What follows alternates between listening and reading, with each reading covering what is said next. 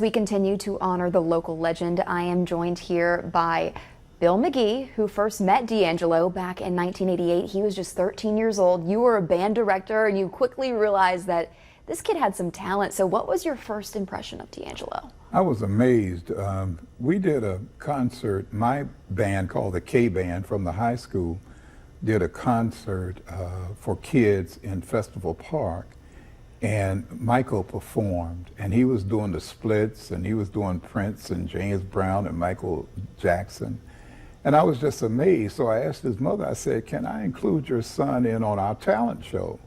And she said, sure. And he really, he gets to perform with the big kids now. So that was my first meeting him. And we stayed in touch over the years from time to time.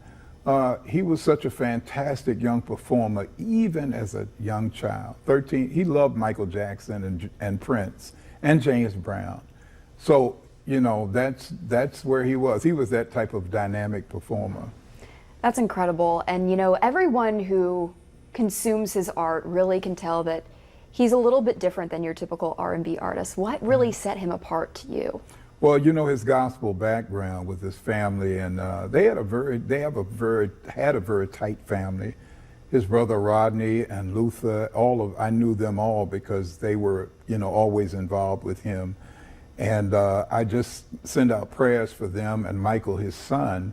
I also had worked with Angie Stone even before working with D'Angelo. And so he had a gospel background. His father was a minister, and he had grown up in church. So he combined all of that R&B stuff, the James Brown, Prince, and Michael Jackson with his gospel background. And that's what made him the superstar he was. Yeah, that is soul right there. Yeah. Do you have a favorite memory? Is it that day at the festival back when he was 13 doing the Splits, or later on in your friendship? No, later on, believe it or not, he called me up. My group, we had been produced by Fred Wesley, who was the music director for James Brown and became a big star himself. And so D'Angelo was reading his book called Hit Me Fred. And he called me up and he said, man, I didn't know you knew Fred Wesley. So he was a student of history, of R&B history and everything else. And, I told him, I said, yeah, well, I did some things too, even before I became a teacher in the music industry. And he was just enamored by that, the fact that one of his mentors had been involved in the music industry. So he called me up and he just wanted to talk about that. That was one of my favorite, just to have him do it. And then when I heard him talking to Nelson George at the Brooklyn Academy of Music, and it's on, on the internet right now, he talked about the fact that when he was here in Richmond and he was on our talent show, he was encouraged to do better by the older kids we had some performers, a young man named Poo Poo, who was a very dynamic performer and dancer, and he was really well known here in Richmond. And Michael always said he knew that he had to bring his A game when he came to our talent show. Right.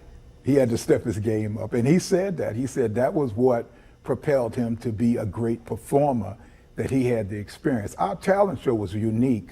We did our last 3 years at the mosque, and we had the highest, it was the most popular talent show in the history of Virginia because it was all students. And we sold out the mosque 3 years in a row with no headliners. Wow. We filled the mosque with a high school talent show for 3 years in a row. And his talent was there, and it certainly left an impact. Right. And then he came back in 1995 and performed for free when Brown Sugar came out.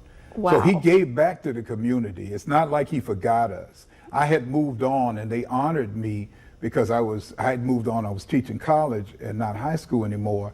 And they called me back and honored me that year. Haywood McCallum was the person who continued the talent show on, and he was my partner when we put it on. Anyhow, he was the choir director, I was the band director, and he called the record label and asked them, could Michael just come and say a few words? They sent a tour bus full of musicians, and Michael performed for quite some time that night.